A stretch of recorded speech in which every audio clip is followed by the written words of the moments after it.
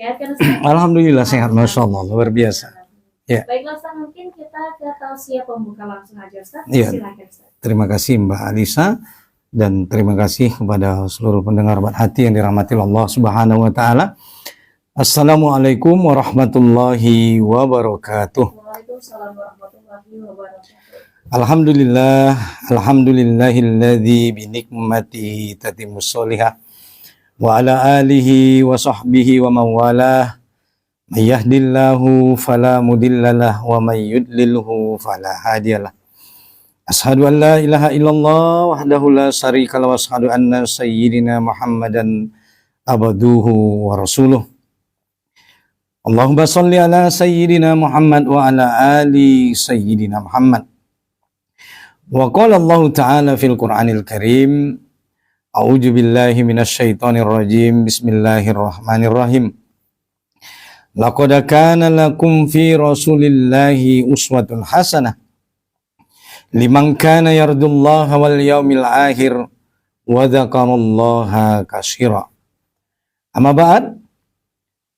Pendengar Obat Hati yang dirahmati Allah Subhanahu wa taala, bersyukur kita kepada Allah bahwa di sore hari yang berbahagia ini, yaitu bertepatan pada tanggal 6 September, yaitu pada tahun 2025 ya, atau bertepatan dengan tanggal 13 Rabiul Awal tahun 1447 Hijriah. Di sore hari ini kembali kita bertemu kembali ya, sebagaimana biasa dalam program kesayangan kita, itu program Obat Hati di radio 106,6 KIS, di radio 106,6 KIS FM, yang sore hari ini insya Allah kita ditemani oleh Mbak announcer kita yang keren, yaitu ada Mbak Alisa. Mudah-mudahan seluruh pendengar Obat Hati dimanapun berada senantiasa dalam naungan dan lindungan dari Allah Subhanahu wa taala. Amin ya rabbal alamin. Salawat dan salam senantiasa semoga terlimpah dan tercurah kepada Sayyidul Anbiya wal Mursalin, Khatamun Nabiyyin, beliaulah baginda Rasulullah sallallahu alaihi wasallam. Allahumma salli ala Sayyidina Muhammad wa ala ali Sayyidina Muhammad. Mudah-mudahan kita semua adalah tergolong sebagai umat Muhammad sallallahu alaihi wasallam yang senantiasa istiqomah mengikuti, meneladani petunjuk daripada Rasulullah, sehingga kita kelak di hari akhirat adalah umat yang mendapatkan syafaat dari beliau di yaumil akhir. Amin ya rabbal alamin. Pendengar Obat Hati yang dirahmati Allah Subhanahu wa taala, sebagaimana tadi Mbak announcer kita telah menyampaikan bahwa tema kita pada kesempatan kali ini yaitu adalah hikmah Maulid Nabi Muhammad sallallahu alaihi wasallam bagi keluarga kaum muslimin. Pendengar Obat Hati yang dirahmati Allah Subhanahu wa taala, dengar Obat Hati yang dirahmati Allah Subhanahu wa taala. Tadi di awal kita membacakan ayat di dalam surah Al-Ahzab. Allah Subhanahu wa taala dengan jelas mengatakan, laqad kana lakum fi Rasulillahi uswatun hasanah liman kana yarjullaha wal yaumil akhir wa dzakarallaha katsira. Yang artinya, sungguh telah ada pada diri Rasulullah sallallahu alaihi wasallam itu suri teladan bagimu, yaitu suri teladan contoh yang baik bagi orang yang mengharap akan rahmat Allah Subhanahu wa taala, dan bagi orang yang yakin akan kedatangan hari kiamat, bagi orang yang yakin tentang adanya negeri akhirat, dan yang banyak mengingat Allah. Quran surah Al-Ahzab surah ke-33 ayat ke-21. Dengar Obat Hati yang dirahmati Allah Subhanahu wa taala, karena baru kemarin kita merayakan itu peringatan Maulid Nabi Muhammad sallallahu alaihi wasallam di tahun yang ke-1447 Hijriah. Itulah kenapa kita memilih tema sebagaimana tadi kita katakan hari ini, itu hikmah daripada Maulid Nabi Muhammad sallallahu alaihi wasallam bagi keluarga kaum muslimin dimanapun berada. Pendengar Obat Hati yang dirahmati Allah, apa sih sebenarnya hikmah daripada Maulid Nabi Muhammad sallallahu alaihi wasallam bagi keluarga kaum muslimin? Maka memperingati Maulid bukan sekedar kita mengenang hari lahir daripada Rasulullah Sallallahu Alaihi Wasallam, tetapi Maulid Nabi Muhammad Sallallahu Alaihi Wasallam juga merupakan momentum bagi kita, yaitu untuk meneladani daripada kepribadian Nabi Muhammad Sallallahu Alaihi Wasallam, terutama bagi keluarga kaum muslimin. Sudah sepatutnya dan selayaknya kita meniru daripada pribadi Nabi Muhammad SAW dan juga meniru daripada rumah tangga Rasulullah Sallallahu Alaihi Wasallam. Bukankah Rasulullah SAW mengatakan, khairukum khairukum li ahli wa ana khairukum li ahli. Yang terbaik bagi kalian adalah orang yang paling terbaik bagi keluarganya. Dan kata Nabi, aku adalah orang yang paling baik bagi keluargaku. Oleh karena itu, mari kita jadikan momentum daripada peringatan Maulid Nabi Muhammad Sallallahu Alaihi Wasallam 1447 Hijriah ini untuk yang pertama, 47 Hijriah ini untuk yang pertama, yaitu meneladani akhlak beliau dalam kehidupan sehari-hari. Bahwa Rasulullah Sallallahu Alaihi Wasallam adalah manusia yang mulia, manusia yang terpuji akhlaknya. Beliau digelari sebagai manusia yang al-amin, siddiq, amanah, tabligh, fatonah. Oleh karena itu, Rasulullah SAW mempunyai kepribadian akhlak yang agung. Pernah suatu ketika, para sahabat bertanya kepada Ummul Mukminin Aisyah radhiyallahu anha. Mereka bertanya, wahai Ummul Mukminin, apakah akhlak daripada Nabi Muhammad SAW? Maka Ummul Mukminin pun menjawab, kana hulukuhul Quran, bahwasanya akhlak daripada Nabi Muhammad SAW itulah Al-Quranul Karim. Yang artinya, pendengar obat hati, segala apa yang diperintahkan oleh Allah dan dilarangnya di dalam Al-Quran, maka itulah yang Rasulullah SAW jadikan sebagai akhlak, sebagai sikap beliau di dalam kehidupan sehari-hari. Di mana di dalam Al-Quran banyak hukum-hukum Allah Subhanahu wa Ta'ala yang kita ketahui. Di antaranya ada ahkamul khams, yaitu hukum syara' yang 5 yang kita kenal dengan wajib, sunnah, mubah, makruh, haram. Maka Rasulullah SAW yang mulia itu berakhlak dengan hukum daripada Allah Subhanahu wa Ta'ala. Maka mana-mana yang terkategori wajib, maka Rasulullah SAW senantiasa menjaga kewajiban itu. Mana-mana terkategori amalan yang sunnah, kemudian Rasulullah SAW memperbanyak amalan-amalan yang sunnah. Sementara perbuatan yang diharamkan oleh Allah, maka Rasulullah SAW tentunya sudah pasti meninggalkan perbuatan tersebut. Maka itulah kenapa Aisyah radhiyallahu anha berkata bahwa akhlak daripada Nabi Muhammad SAW adalah Al-Quran. Jadi kalau kita bercerita tentang akhlak, maka akhlak bukanlah sebuah sikap yang hanya dipandang baik dari segi pandang manusia. Seperti misalnya jujur, amanah, suka menolong. Tidak hanya seperti itu. Tetapi akhlak di dalam Islam adalah merupakan perintah dan larangan Allah Subhanahu wa Ta'ala. Kalau Rasulullah SAW bersifat amanah, bersifat jujur, bahkan Rasulullah SAW digelari sebagai Al-Amin, yaitu orang yang terpercaya. Walaupun penduduk kafir Quraisy Makkah tidak mau beriman tentang kerasulan Nabi, tetapi anehnya mereka yakin dan percaya tentang betapa amanahnya Nabi Muhammad SAW. Itulah kenapa dulu penduduk kafir Quraisy Makkah itu menitipkan hartanya kepada Nabi Muhammad SAW. Kenapa? Karena Nabi Muhammad adalah orang yang diakui amanahnya di dalam masyarakatnya beliau sendiri. Oleh karena itu, hari ini kaum muslimin dan keluarga-keluarga umat Islam dimanapun berada, mari kita berakhlak sebagaimana Rasulullah SAW berakhlak. Sebagaimana tadi kata Ummul Mukminin bahwa akhlaknya Nabi Muhammad SAW adalah Al-Quranul Karim. Jadi kalau kita jujur di dalam kehidupan ini, kalau kita amanah, menyampaikan amanah kepada orang lain, kita membantu orang-orang yang kesusahan, kita berbuat baik kepada sesama, menyantuni anak yatim piatu, kemudian juga menganjurkan memberi makan fakir miskin, tidak lain dan tidak bukan itu kita lakukan semua merupakan karena dia memang diperintahkan oleh Allah Subhanahu wa Ta'ala, sehingga akhlak itu bernilai ibadah, sehingga akhlak itu bernilai pahala di sisi Allah Subhanahu wa Ta'ala, bukan hanya semata karena dia dipandang baik, Dalam pandangan manusia tidak, tetapi karena memang dia juga diperintahkan oleh Allah. Jadi tidak hanya semata-mata dinilai baik dari sisi pandangan manusia. Sebab pendengar hormat hati yang dirahmati Allah Subhanahu wa taala. Betapa banyak hari ini mungkin perkara yang dianggap baik oleh manusia, tetapi belum tentu dia baik menurut pandangan Allah Subhanahu wa taala. Sering kadang hari ini manusia memandang segala sesuatu yang bermanfaat itu dikatakan manusia adalah baik.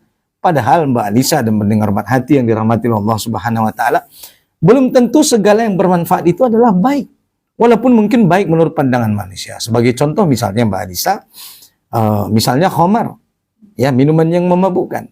Itu kan kalau diperjualbelikan Mbak Alisa, itu bisa mendatangkan keuntungan dan mendatangkan cuan dari sisi pandangan manusia.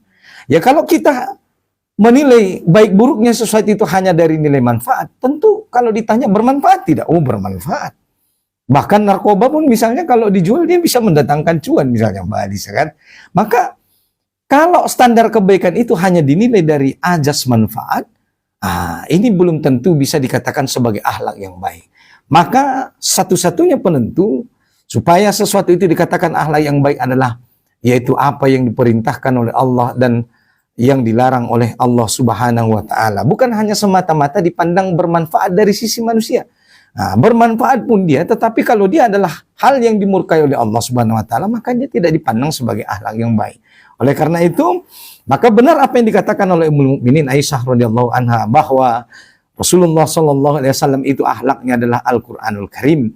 Maka oleh karena itu, wahai umat Islam dimanapun berada, wahai keluarga-keluarga kaum muslimin, maka berakhlaklah sebagaimana Rasulullah SAW yang beliau berakhlak dengan apa yang disampaikan oleh Allah di dalam Al-Quran. Maka insya Allah, dengan begitu kita akan bisa mengambil hikmah daripada momentum Maulid Nabi Muhammad SAW di tahun 1447 Hijrah ini. Oleh karena itu, kalau kita mengaku adalah hamba-hamba yang cinta kepada Allah, hamba yang cinta kepada Rasulullah SAW, tentu sudah seharusnya kita meniru akhlak daripada orang yang kita cintai, terutama juga kita banyak menyebut-nyebut daripada nama orang yang kita cintai, kekasih daripada Allah, kekasih daripada seluruh makhluk di muka bumi ini, itulah Nabi Muhammad Sallallahu Alaihi Wasallam. Mendengar hormat hati yang dirahmati Allah Subhanahu Wa Taala. Kemudian hikmah daripada Maulid Nabi Muhammad Sallallahu Alaihi Wasallam yang berikutnya, selain tadi yang pertama kita meneladani akhlak beliau, maka yang kedua bagaimana agar kita menumbuhkan rasa cinta kepada Rasulullah Sallallahu Alaihi Wasallam. Maka kalau kita ingin menumbuhkan rasa cinta kepada Rasulullah Sallallahu Alaihi Wasallam, maka mari kita mengenal pribadi yang agung, pribadi manusia mulia, pribadi manusia terbaik sepanjang zaman. Itulah Nabi Muhammad Sallallahu Alaihi Wasallam. Maka benar apa kata pepatah, tak kenal maka tak sayang. Maka kalau kita mau kenal, maka kalau kita mau sayang dengan Nabi Muhammad Sallallahu Alaihi Wasallam, maka kenalilah bagaimana sesungguhnya pribadi daripada Nabi Muhammad Sallallahu Alaihi Wasallam, mulai daripada sejarah kelahiran beliau sampai pada sejarah nanti wafatnya Nabi Muhammad Sallallahu Alaihi Wasallam. Dengar hormat hati yang dirahmati Allah Subhanahu Wa Taala. Kita ketahui bersama bahwa Nabi Muhammad Sallallahu Alaihi Wasallam adalah lahir pada tanggal 12 Rabiul Awal, yaitu bertepatan pada hari Senin, yaitu bertepatan juga pada tahun gajah. Dan uniknya pendengar hormat hati, Rasulullah Sallallahu Alaihi Wasallam juga wafat sebagaimana pada hari lahir beliau pada tanggal 12 Rabiul Awal pada hari Senin juga, tetapi pada tahun yang berbeda.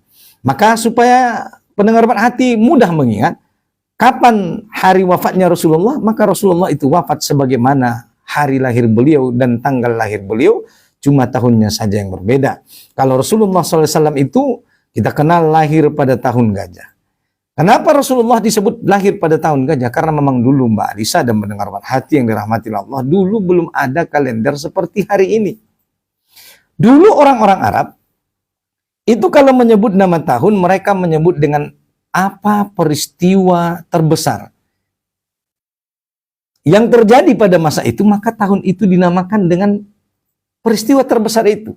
Contohnya tadi yang kita sebutkan, Rasulullah disebutkan lahir pada tahun gajah. Kenapa? Karena ketika menjelang Rasulullah SAW lahir, itu datang sekelompok pasukan bergajah yang bermaksud ingin meruntuhkan Ka'bah sebagaimana dalam ayat yang kita ketahui bersama.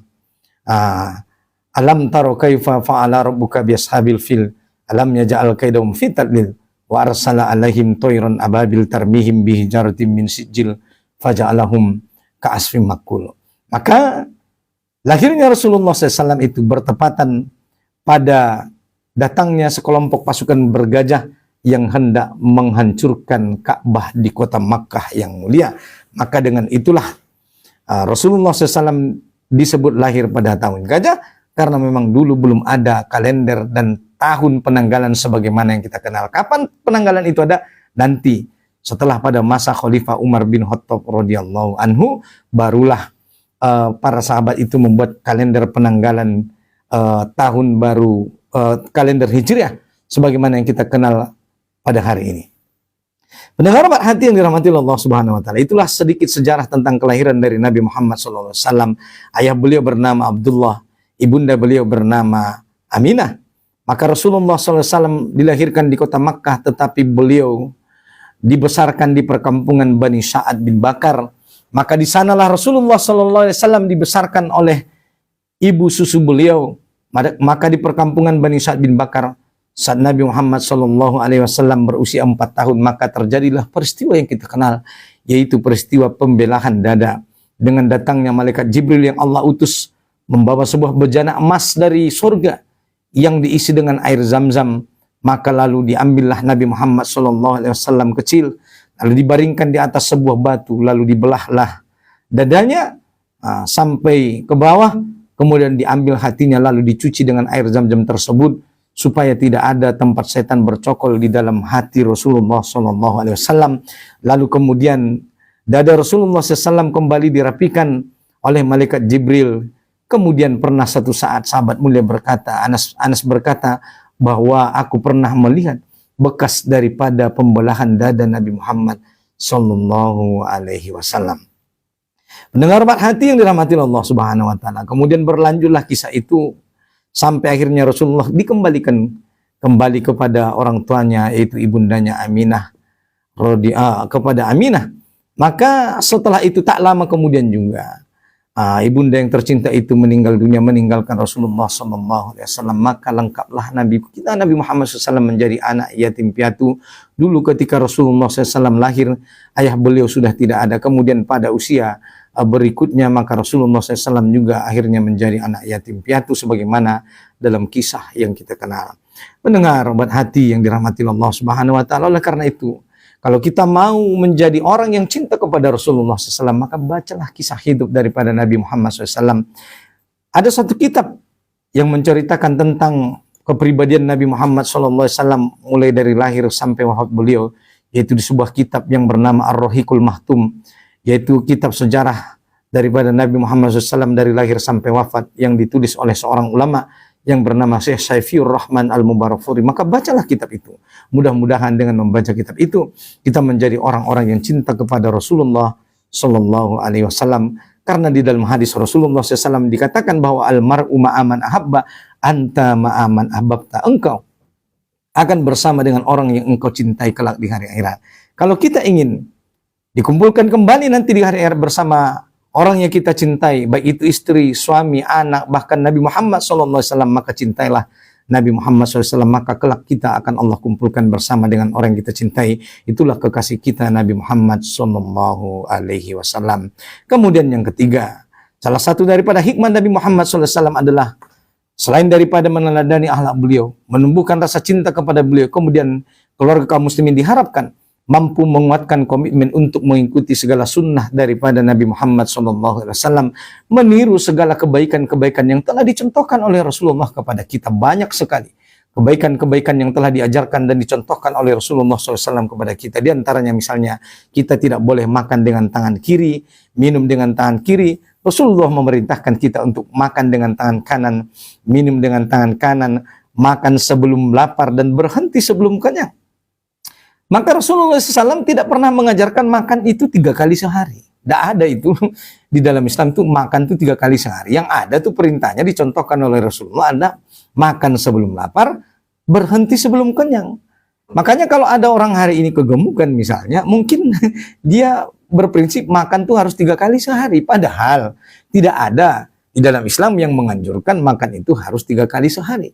Yang dianjurkan dan disunnahkan oleh Rasulullah adalah makan sebelum lapar dan berhenti sebelum kenyang.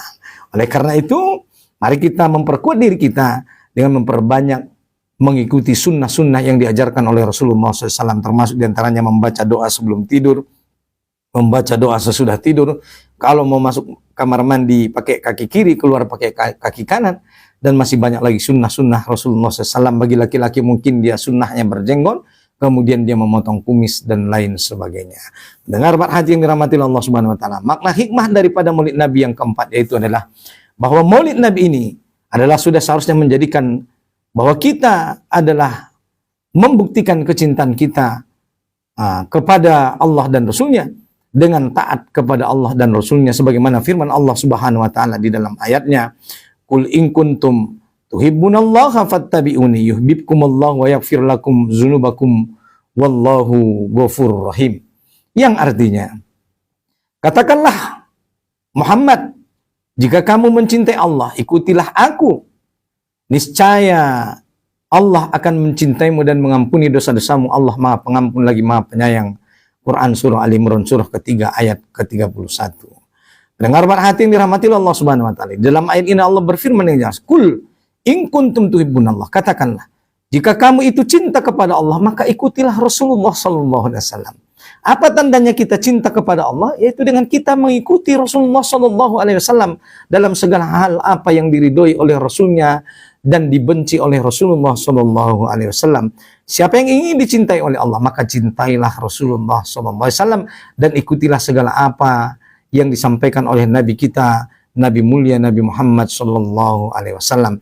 Maka siapa orang-orang, siapa keluarga kaum muslimin yang ingin dicintai Allah, maka cintailah Rasulullah sallallahu alaihi wasallam. Mudah-mudahan dengan kita mencintai Rasulullah sallallahu alaihi wasallam, maka Allah akan mengampuni dosa-dosa kita, karena memang Allah Maha Pengampun lagi Maha Penyayang. Kalau kita mau diampuni dosa-dosanya oleh Allah, maka cintailah Rasulullah sallallahu alaihi wasallam. Oleh karena itu, pendengar berhati, mari kita jadikan peringatan Maulid Nabi ini sebagai sarana untuk memperbaharui kecintaan kita kepada Rasulullah SAW. Dengan cinta itu, kita ikuti sunnah-sunnah beliau. Kita amalkan segala ajaran yang disampaikan oleh Rasulullah SAW. Bahkan kita bela agama ini dan kita amalkan ajarannya seluruhnya di dalam kehidupan kita. Pendengar berhati yang dirahmati Allah Subhanahu wa taala. Rasulullah SAW adalah pribadi yang agung. Bahkan keagungan daripada Nabi Muhammad SAW dijelaskan banyak di dalam ayat-ayat Allah Subhanahu wa taala. Salah satunya Allah Subhanahu wa taala, Allah Jalla Jalaluhu memuliakan Nabi Muhammad SAW dengan sebutan-sebutan yang agung di dalam Al-Quran. Allah Subhanahu wa taala berfirman, "Wa ma arsalnaka illa rahmatan lil alamin." Dan tidaklah engkau wahai Muhammad kami utus kecuali engkau menjadi rahmat bagi seluruh alam. Yang dimaksud dengan rahmat adalah, para ulama menjelaskan, adalah tercapainya segala kemaslahatan dan tercegahnya segala keburukan. Yang artinya, dengan terlahirnya Nabi Muhammad SAW ke dunia, maka terlaksanalah seluruh kebaikan-kebaikan dan tercegahlah segala keburukan-keburukan di muka bumi ini. Maka aturan Islam, ajaran Islam, syariat Islam, lahirnya Nabi Muhammad SAW adalah menjadi rahmat bagi seluruh alam, yang dengan itu kita menjadi manusia yang mulia di mata Allah Subhanahu wa taala. Tidak hanya mulia di dunia, tetapi menjadi manusia-manusia yang mulia kelak di hadapan Allah Subhanahu wa taala. Kemudian Allah Subhanahu wa taala juga mengatakan bahwa Rasulullah SAW sebagai pribadi yang agung, sebagai uswatun hasanah, sebagai contoh teladan, sebagaimana tadi kita katakan, laqad kana lakum fi Rasulillahi uswatun hasanah. Telah ada contoh suri teladan yang baik pada diri Rasulullah SAW bagi orang-orang yang yakin tentang kehidupan negeri akhirat. Bahwa kita ini semua akan pulang menghadap Allah Subhanahu wa taala, akan dimintai pertanggungjawaban. Kalau kita yakin terhadap itu, maka jadikanlah Rasulullah SAW sebagai teladan bagi kita. Rasulullah SAW adalah seorang ayah. Bagi siapa yang ingin menjadi ayah yang hebat, bagi siapa yang ingin menjadi suami yang baik, maka tirulah Rasulullah SAW. Bukankah Rasulullah SAW adalah seorang ayah? Beliau juga adalah seorang suami. Beliau juga adalah seorang pemimpin negara. Maka tirulah Nabi Muhammad SAW, maka insya Allah akan berkah daripada kehidupan kaum muslimin, keluarga-keluarga kaum muslimin dimanapun berada. Kemudian yang berikutnya, Rasulullah SAW sebagai pribadi yang agung, diangkat derajatnya oleh Allah Subhanahu wa Ta'ala, sebagaimana Allah berfirman di dalam ayatnya, wa rafa'na laka dzikrak, dan engkau wahai Muhammad sudah kami tinggikan sebutan namamu. Pendengar berhati, kalau kita melihat, kalau ada sebutan nama Allah Subhanahu wa Ta'ala, pasti dia disandingkan dengan nama Nabi Muhammad SAW. Sebagaimana ucapan dalam kalimat tauhid kita, la ilaha illallah Muhammadur Rasulullah. Tidak ada satu makhluk yang kalau nama itu bersanding dengan nama Allah Jalla Jalaluh, maka pastilah dia makhluk yang mulia. Itulah Nabi Muhammad SAW, satu-satunya makhluk yang Allah sandingkan namanya dengan nama yang mulia, itu nama Allah Subhanahu wa Ta'ala. Itulah Nabi Muhammad SAW. Maka Rasulullah SAW telah Allah tinggikan derajatnya. Wa rafa'na laka dzikrak. Allah sandingkan nama Nabi Muhammad dengan nama Allah Subhanahu wa Ta'ala. Masya Allah. Pendengar hati yang dirahmati Allah Subhanahu wa Ta'ala. Kemudian Nabi Muhammad SAW adalah juga sebagai pribadi yang agung yang patut kita tiru akhlaknya. Maka Allah memuji nabinya dengan mengatakan, wa innaka la'ala khuluqin azim. Wa innaka la'ala khuluqin azim, dan sesungguhnya engkau wahai Muhammad benar-benar berada di atas akhlak yang agung. Artinya Allah sendiri telah memuji akhlak kepribadian daripada Nabi Muhammad SAW. Maka pasti Nabi itu menjadi manusia yang mulia, manusia yang terhindar daripada tercela, manusia yang terhindar daripada kesalahan. Maka pantas dan sudah sepatutnya kita, keluarga kaum muslimin, menjadikan Nabi Muhammad SAW sebagai teladan bagi keluarga kaum muslimin, sebagai teladan baik kita, baik individu, baik masyarakat, apalagi di dalam bernegara. Kemudian, pendengar hati yang dirahmati Allah Subhanahu wa Ta'ala, Rasulullah SAW juga itu diutus untuk menyempurnakan akhlak. Bukankah Allah Subhanahu wa Ta'ala mengatakan, innama bu'istu liutammima makarimal akhlak.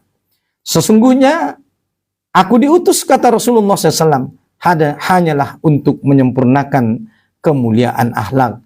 Hadis riwayat Ahmad dan Al-Baihaqi.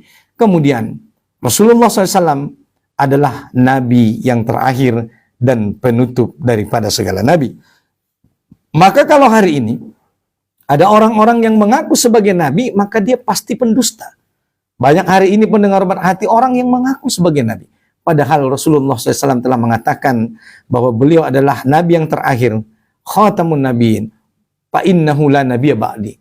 Sesungguhnya tidak ada lagi nabi setelah Nabi Muhammad SAW. Maka Nabi Muhammad adalah nabi yang terakhir bagi kita, umat manusia yang berada di akhir zaman ini sampai nanti waktu yang Allah kehendaki. Oleh karena itu, jadikanlah Nabi Muhammad sebagai teladan terbaik sepanjang zaman hingga akhir hayat kita. Mudah-mudahan kita termasuk sebagai orang-orang yang beruntung kelak di hari akhirat.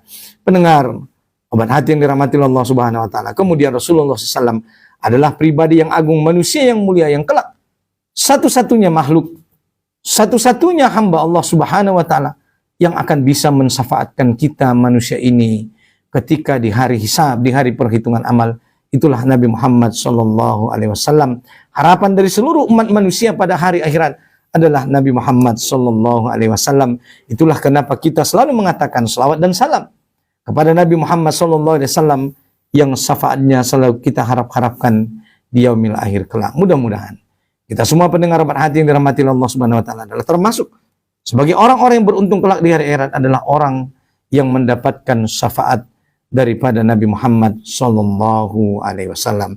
Pendengar obat hati yang dirahmati Allah Subhanahu wa Ta'ala. Oleh karena itu, Rasulullah telah mencontohkan kepada kita segala hal dalam kehidupan, baik itu dalam masalah ibadah, baik itu dalam masalah puasa, baik itu masalah zakat, haji, umrah, dan bagaimana cara kita mendekatkan diri kepada Allah, semuanya telah dicontohkan oleh Rasulullah SAW. Maka tirulah itu wahai umat Islam, tirulah itu wahai keluarga-keluarga kaum muslimin. Maka insya Allah rumah tangga kita akan menjadi rumah tangga yang sakinah, mawaddah, warahmah, yang beruntung. Bahkan nanti kita akan bertemu dengan Rasul yang kita cintai, itulah Nabi Muhammad SAW. Dan bagi orang yang menjadi pemimpin juga, Rasulullah SAW patut dijadikan contoh teladan, karena Rasulullah adalah sebaik-baik pemimpin. Bahkan kepemimpinan beliau adalah kepemimpinan yang adil, merangkul seluruh kaum yang lemah pada masanya, kemudian mengangkat derajat umat yang tertindas. Di mana dulu di masa Rasulullah SAW, wanita itu ditinggikan derajatnya. Dulu pada masa jahiliyah, wanita itu tak ada nilainya, tak ada artinya. Tetapi dengan diutusnya Nabi Muhammad SAW, maka derajat wanita terangkat di hadapan Allah Subhanahu wa taala. Bukankah Allah Subhanahu wa taala mengatakan inna akramakum indallahi atqakum, yang paling mulia di antaramu itulah yang paling bertakwa. Artinya pendengar hati, tidak ada bedanya antara laki-laki dan perempuan, semuanya sama di hadapan Allah Subhanahu wa taala.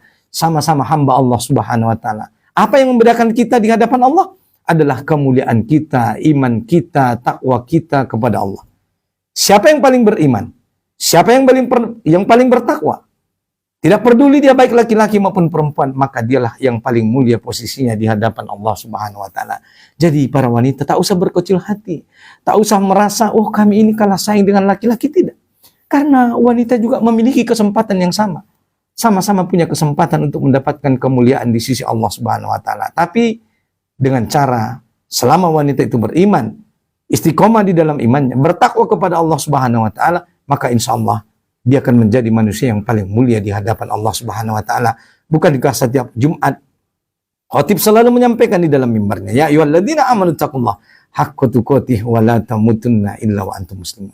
Wahai orang-orang beriman, bertakwalah kalian kepada Allah dan janganlah kalian meninggal dunia kecuali dalam keadaan beriman, kecuali dalam keadaan bertakwa kepada Allah Subhanahu wa taala. Oleh karena itu, maka pastikan diri kita, keluarga kita, masyarakat kita, negara kita adalah orang-orang beriman, bertakwa, tunduk patuh sepenuhnya, taat kepada Allah Subhanahu wa taala, mengerjakan segala apa yang diperintahkan oleh Allah, meninggalkan segala apa yang dilarang oleh Allah, dan meniru akhlak-akhlak baik daripada Rasulullah SAW. Maka insya Allah keluarga kita akan menjadi keluarga yang mulia, keluarga yang bisa mengambil hikmah, keluarga yang bisa mengambil contoh teladan daripada momen kelahiran Nabi Muhammad Sallallahu Alaihi Wasallam. Demikian yang bisa kami sampaikan sebagai tema pembuka kita pada kesempatan Obat Hati kali ini. Mudah-mudahan bermanfaat bagi seluruh pendengar Obat Hati yang dirahmati Allah Subhanahu wa taala. Mohon maaf bila ada kesalahan dan kekurangan. Wabillahi taufiq wal hidayah. Assalamualaikum warahmatullahi wabarakatuh. Waalaikumsalam warahmatullahi wabarakatuh. Dan untuk sahabat KIS, kita jeda sebentar dulu. Dan untuk semuanya sahabat KIS, silakan bertanya seputar tema kita, hikmah Maulid Nabi bagi keluarga kaum muslimin. Tinggal 81256510066. Jangan kemana-mana sahabat KIS, selepas berita utama kita masih bersama Irwan dengan Anda di program yang sama di Obat Hati.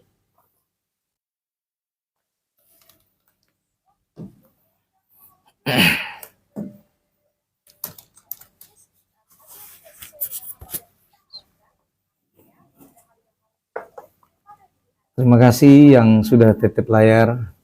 Barakallahu fikum. Boleh kirim pertanyaan seputar tema, ya.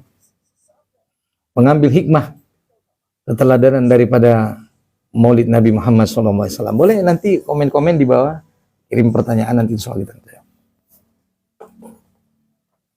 Assalamualaikum sahabat KIS, berita utama pukul 17 waktu Indonesia Barat bersama saya Alisa Rindia. Dikabarkan video pria gendong jasad putrinya di desa Wundu Gite, Kecamatan Polia, Kabupaten Kolaka Timur, Sulawesi Tenggara viral di media sosial. Ayah tersebut menggendong putrinya yang tewas dengan tragis. Peristiwa mengerikan tersebut terjadi pada Jumat 5 September 2025 sekira pukul 6:30 waktu Indonesia Tengah. Dalam rekaman berdurasi 42 menit yang tersebar luas di grup WhatsApp dan berbagai platform digital, suasana rumah duka tampak penuh kesedihan. Tanda telah didirikan kursi jambar ditiran untuk para pelayat dan ambulans tarian memasuki halaman rumah. Seorang wanita turun terlebih dahulu dari kendaraan, langsung jatuh lemas dan menangis histeris, dikuatkan oleh orang-orang di sekitarnya. Tak lama kemudian, seorang pria berambut panjang yang diduga sebagai ayah korban turun dari ambulans sambil menggendong jenazah anaknya yang telah terbujur kaku dan dibalut kain sarung merah muda. Meski dikerumuni pelayat, sang ayah tetap memeluk erat tubuh putrinya menahan tangis di tengah keramaian. Beliau berjalan tanpa alas kaki, langkahnya berat menuju rumah duka diiring-iringi wajah-wajah cemas yang mengikuti dari belakang. Sebelum video tersebut viral, sang ayah sempat merekam pesan emosional yang juga tersebar luas. Dalam video tersebut, beliau meluapkan kesedihan dan kemarahan atas kematian sang anak. Kita beralih ke berita selanjutnya. Dikabarkan Kebakaran menghanguskan 2 unit rumah, toko atau ruko di Jalan Jahar Dusun 4 Desa Semencirin, Kecamatan Sunggal, Kabupaten Deli Serdang pada Jumat 5 September 2025 kemarin sekira pukul 23 waktu Indonesia Barat. Meski tidak ada korban jiwa atau luka dalam peristiwa tersebut, namun kerugian mencapai ratusan juta rupiah. Ruko yang terbakar adalah milik Rudi Tanjung, 52 tahun, pengusaha rumah makan, basaba dan grosir milik Andre, 30 tahun. Keduanya warga desa Pematang Johar, Kecamatan Sunggal. Informasi diimpun sahabat Kes, kejadian diketahui oleh Rudi Tanjung, pemilik salah satu ruko yang terbakar melihat asap dan api di bagian dapur rukonya. Beliau juga sempat meminta tolong warga sekitar untuk memadamkan api. Warga yang mendengar teriakan korban segera membantu dengan menyiram api pakai cara manual. Sementara itu juga menghubungi petugas damkar serta Babinsa Korambil Sunggal. Situasi sangat mencekam saat kejadian. Pemilik ruko yang terbakar juga sangat syok dengan peristiwa tersebut. Kemudian 20 menit kemudian, satu unit mobil pemadam kebakaran dari Kota Binjai tiba di lokasi dan langsung melakukan penyemprotan bagian bangunan yang terbakar hebat. Demikian berita utama pukul 17 waktu Indonesia Barat. Nantikan berita utama berikutnya untuk sore jam mendatang. Saya Ali Serindia. Wassalamualaikum warahmatullahi wabarakatuh.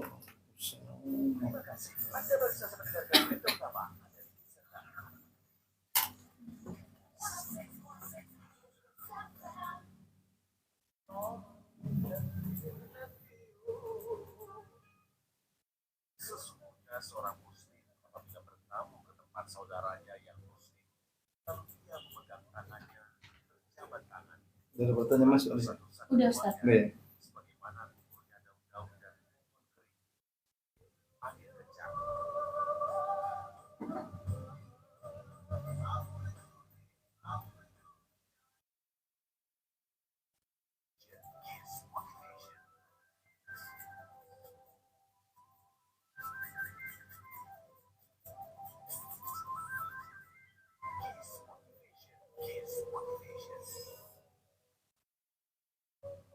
Sahabat, proses dalam hubungan kecelakaan kerja kemudian alam dalam perjuangan tekad yang kuat, strategi yang beralam, kedekatan kepada Tuhan. Udah, minggu lalu udah datang. Tuh dia, Ustaz. Iya. Enggak tahu juga nih kenapa nggak datang hari ini. Tuh kemarin itu